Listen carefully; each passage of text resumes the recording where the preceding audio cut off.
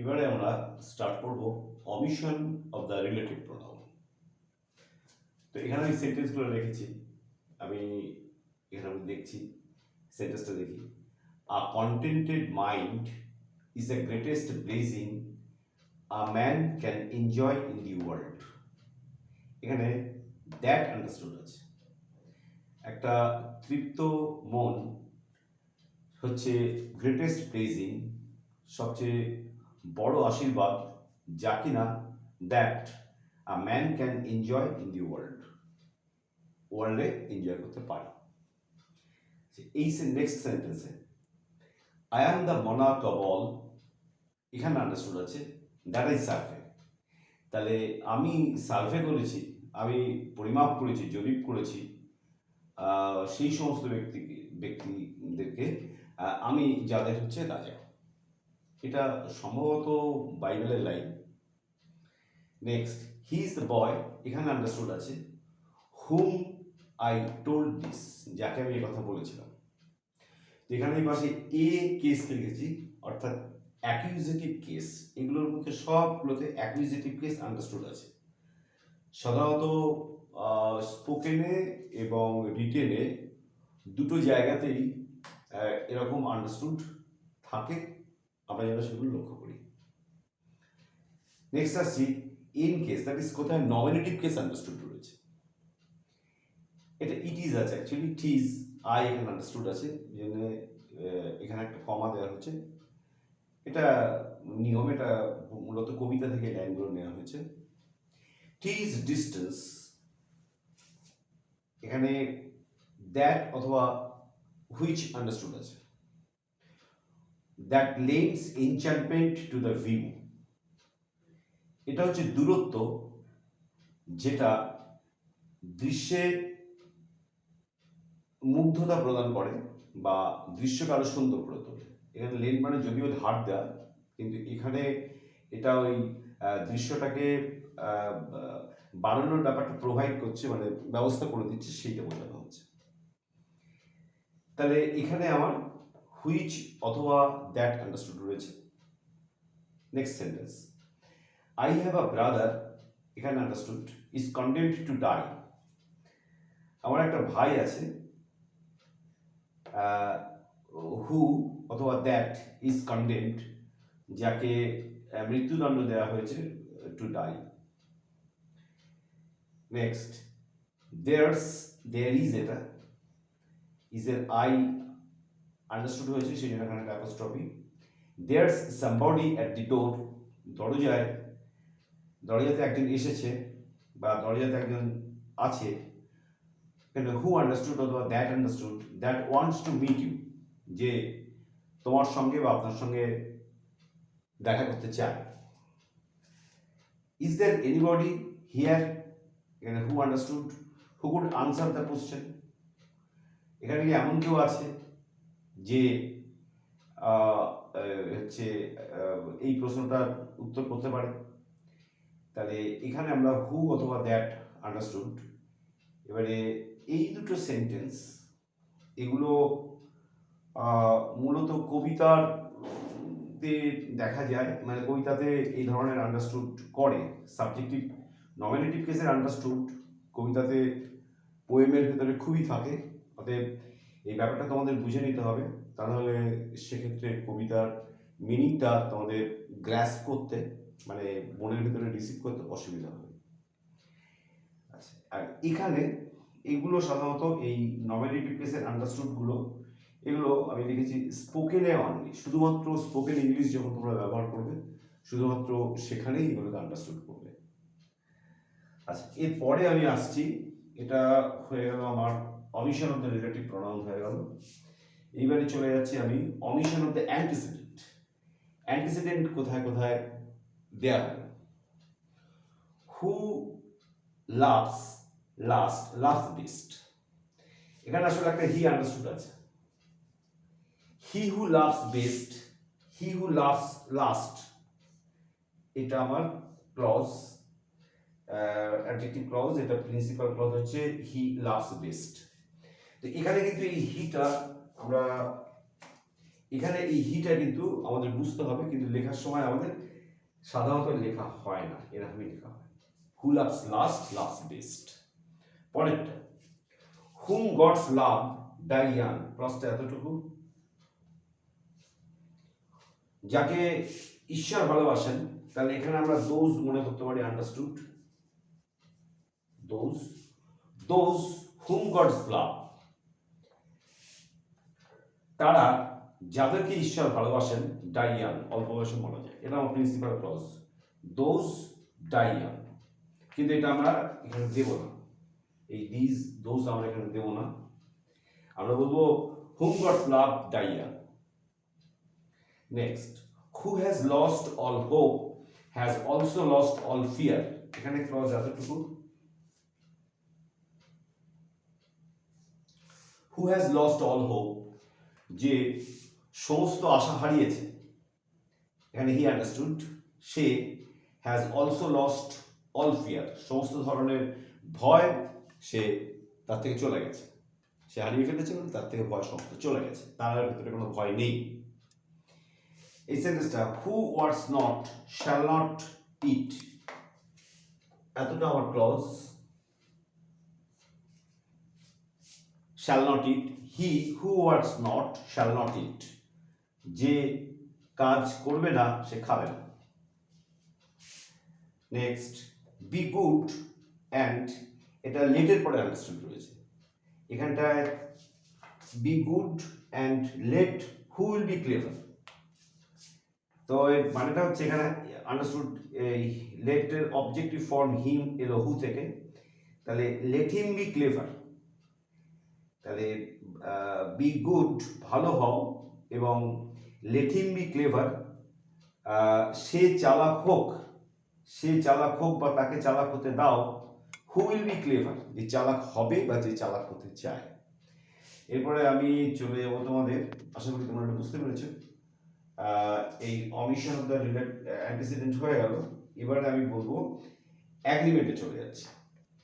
এবারে আমরা তোমাদের দেখাবো অ্যাগ্রিমেন্ট দেখাবো, অ্যান্টিসিডেন্টের সঙ্গে রিলেটিভ প্রোনাউনের কি রিলেশন, হ্যাঁ, কিভাবে অ্যাগ্রিমেন্টটা হয় সেটা দেখাচ্ছি। দেখো এখানে আমি লিখেছি অ্যান্টিসিডেন্ট, রিলেটিভ প্রোনাউন, অ্যাগ্রিমেন্ট। তো ফার্স্ট সেন্টেন্সটা আমি বলবো the boy,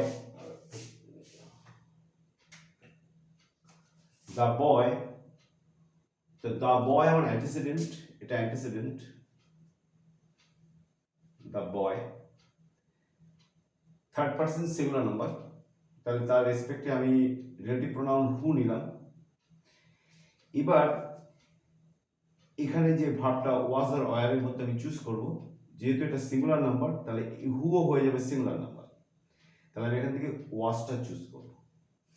the boy who was lazy, এবার হু ওয়াজ লেজিটা গেল আমার ক্লজ, আর এই বয়ের রেসপেক্টে এখানেও ওয়াজ ওয়ারের ভিতরে ওয়াজটা চুজ করব, এটা প্যাসিভ আছে, ওয়াজ পানিশ, তাহলে কি দাঁড়ালো, আ বয় হু ওয়াজ লেজি ওয়াজ পানিশড, প্রত্যেকটা জায়গায় মিললো। এখানে antecedent third person singular number, who নিয়েছি, হুকে ধরতে হবে থার্ড পারসন সিঙ্গুলার নাম্বার, তাহলে ওয়াজ নিয়েছে পাস্ট টেন্সে বি ভার্ব থেকে, এখানেও এই বয়ের রেসপেক্ট এইটুকু ক্লজ বেরিয়ে গেছে, আর আমার প্রিন্সিপাল ক্লজ হচ্ছে দ্য বয় ওয়াজ পানিশড।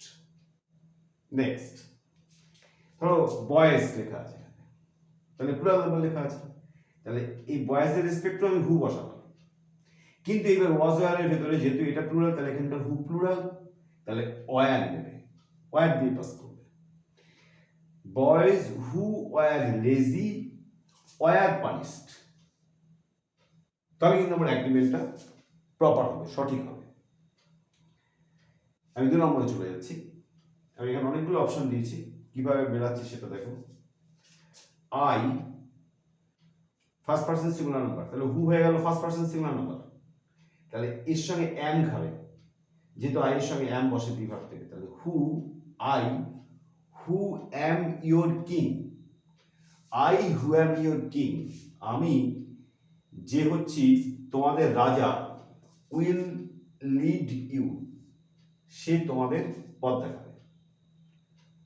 আচ্ছা, আমি যদি ইউ ধরি তাহলে ইউ ইউ হু, এবারে এটা সেকেন্ড পার্সন সিঙ্গুলার ধরি বা প্লুরাল ধরি, যাই ধরি এলো, তাহলে ইউ হু আর এ চলবে। You who are, you who are our king, you who are our king, তুমি যে হচ্ছ আমাদের রাজা, উইল লিড আস, সে আমাদেরকে পথ দেখাবে।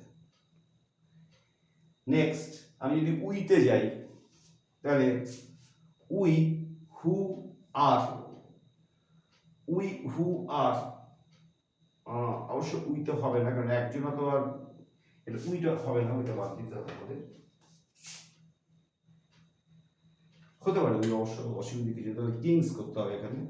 এখানে যদি আমরা উইতেই চলতে চাই হবে we who are, we who are your kings, we who are your kings will, we who are your kings will lead you। আচ্ছা, ইজ দিয়ে দেখা যাক আসে কিনা। he who is, he who is, who is, he who is your king, he who is your king will lead, will lead you, will lead you। He who is your king, lead who is your king, he who is your king, সে যে, he who is your king, সে যে হচ্ছে তোমাদের রাজা, will lead you, সে যে হচ্ছে তোমাদের রাজা, will lead you, তোমাদেরকে লিড করবে। চলে গেল, এটা মি দিয়ে ঠিক খেলো না, কোনো অসুবিধা নেই। পরেরটা, this is the only one of his poems.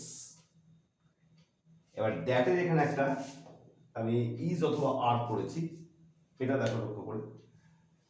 This is the only one, আমার অ্যান্টিসিডেন্ট যখন এটা, তো তখন এর রেসপেক্টে রিলেটিভ প্রোনাউন এটা, দ্যাট, এটা সিঙ্গুলার, তাহলে ইজ খাবে। This is the only one of his poems, এটা প্লুরাল হতে পারে, এটা কিন্তু আমার অ্যান্টিসিডেন্ট নয়, আমার অ্যান্টিসিডেন্ট এইটা। তাহলে this is the only one of his poems, এটা হচ্ছে তার কবিতাগুলোর একমাত্র কবিতা, দ্যাট ইজ, যেটা হচ্ছে ওর্থ রিডিং, পড়ার যোগ্য।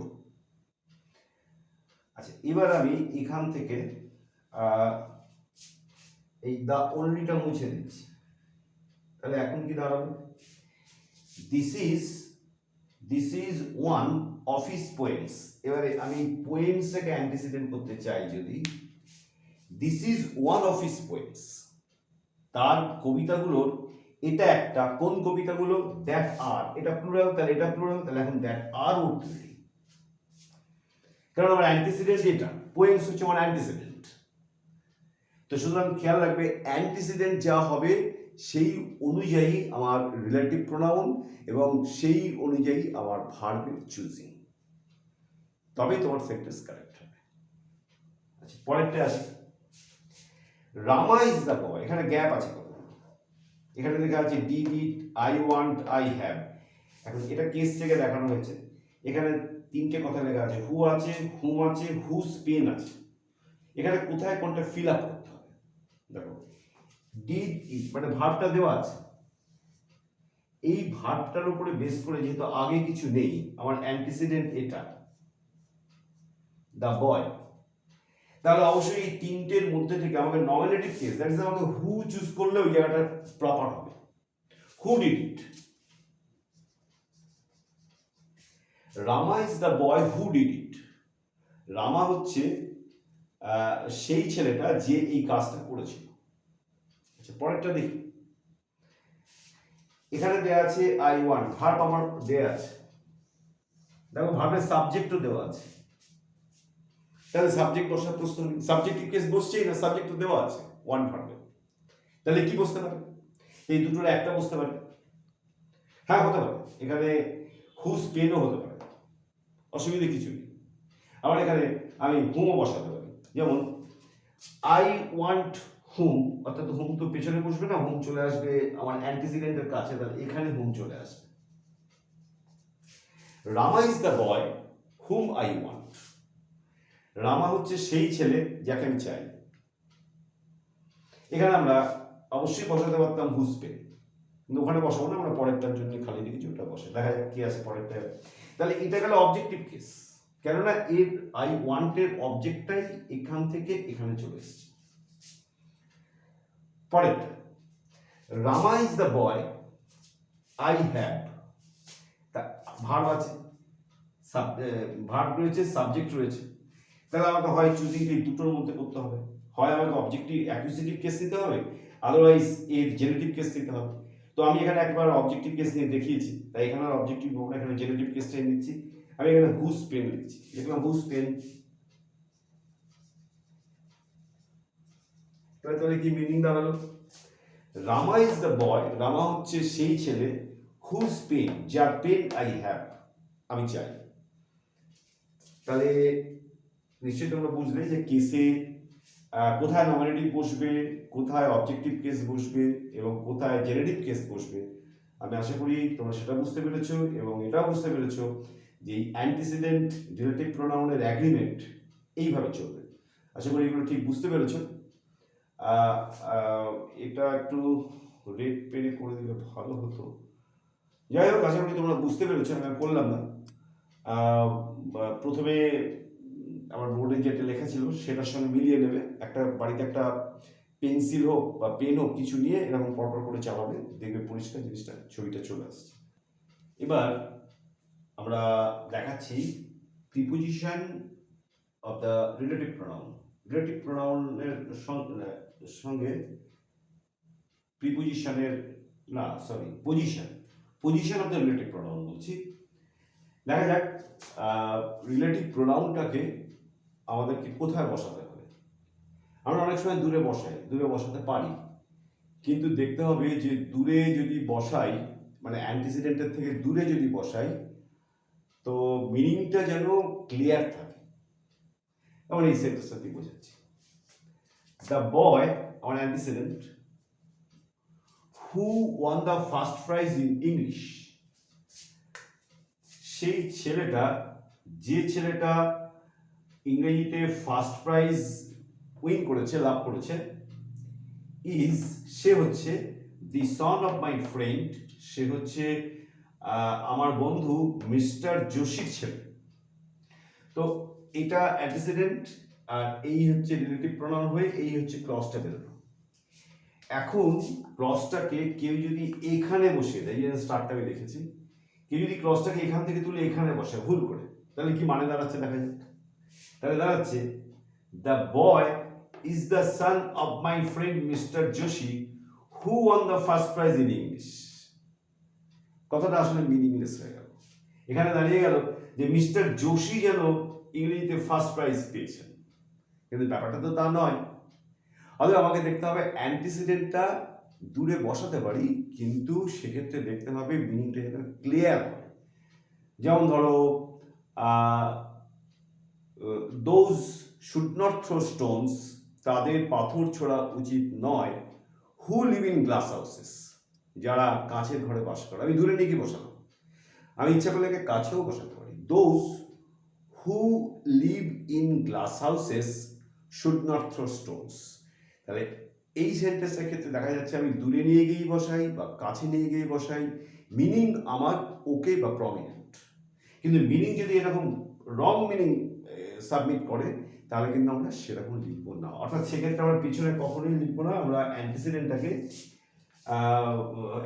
বলছি, আমরা রিলেটিভ ক্লজটাকে আমরা অ্যান্টিসিডেন্টের গায়ে দিয়ে বসানোর চেষ্টা করব।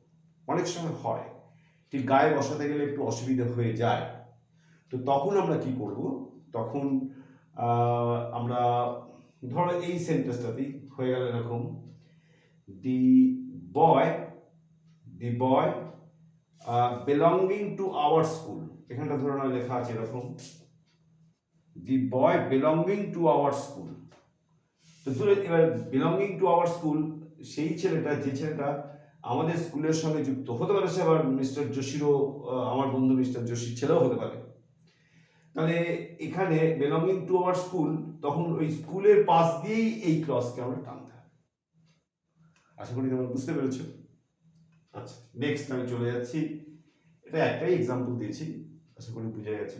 এবারে আসছি আমরা প্রিপোজিশন প্লাস হুইচের ব্যবহার, মানে এইটা কেন এটা বাদ দিলাম, এখানে একটা বাদ যাচ্ছে তোমাদের মনে হচ্ছে, কিন্তু এটা বাদ যায়নি। এটা হচ্ছে কম্পাউন্ড রিলেটিভ প্রোনাউন, যেটা আমি আগে বলে দিয়ে এসেছি। এই হুসো, হুসোএভার, হুইচএভার, হুমএভার এটসেট্রা, তোমরা এই ভিডিওরই প্রথম দিকে এটা পেয়ে গেছো অলরেডি, তাই আমি ওটা ডিসকাস করলাম। নেক্সট, প্রিপোজিশন প্লাস হুইচ কিরকম? দিস ইজ দ্য হাউস, আমার অ্যান্টিসিডেন্ট, ইন হুইচ, যে বাড়িতে, নেতাজি ওয়াজ বর্ন, নেতাজি জন্মগ্রহণ করেছিলেন। তাহলে আমি ইন হুইচ দিয়ে দিতে পারি। আচ্ছা, আমি ইন হুইচ দিয়ে দেবো না, আমার ইচ্ছা হলো হোয়ার দিয়ে দেবো, নো প্রবলেম। তো হোয়ার হলে কিন্তু ইন ঢুকবে না, কেননা হোয়ারের ভেতরে ইন ইনক্লুডেড। তাহলে লিখবো this is the house where Netaji was born. এবার কেউ বললো যে না, আমি ইনটাকে আগে দেবো না, আমি ইন পেছনে দেবো। হ্যাঁ, দিতে পারি। কিরকম? This is the house which Netaji was born in, তখন এইখানে স্টপটা নিয়ে পড়বে, শেষে চলে গেল ইনটা। ওকে, আশা করি তোমরা বুঝতে পেরেছো। এবার আমরা আসছি 2 নম্বরে। এটা দেখো, এটা হচ্ছে, এখানে দেখো আছে লুক অ্যাট দ্য বক্স। ধরো এটা হচ্ছে সেই বাক্স, এটা হচ্ছে সেই বাক্স, in which a cat is sleeping. তিন ইউজ কোথায়? এই যে ভেতরে, এর ভেতরে, এখানে ক্যাটটা শুয়ে আছে। চলে গেল look at the box on which a cat is sleeping, এই যে ওপরে, ওপরে এবার বিড়ালটা ঘুমোচ্ছে। Look at the box under which a cat is sleeping, এই যে তলায়, বাক্সটা মনে করে এখানে 2-3টে স্ট্যান্ডের উপরে দাঁড়ানো আছে, তার তলায় এবার বিড়ালটা ঘুমোচ্ছে। তার তলায় মানে এই গায়ে না, কিন্তু এখানে যে ফ্লোরটা থাকছে সেই ফ্লোরে ঘুমোচ্ছে। Look at the box beside which a cat is sleeping, এই বাক্সটা রয়েছে তার কাছাকাছি এরকম একটা জায়গায় বিড়ালটা ঘুমোচ্ছে ফ্লোরের উপরে। তখন আমরা বলবো look at the box beside which a cat is sleeping. Look at the box over which a cat is sleeping, over which এটা কি চেঞ্জ করবো,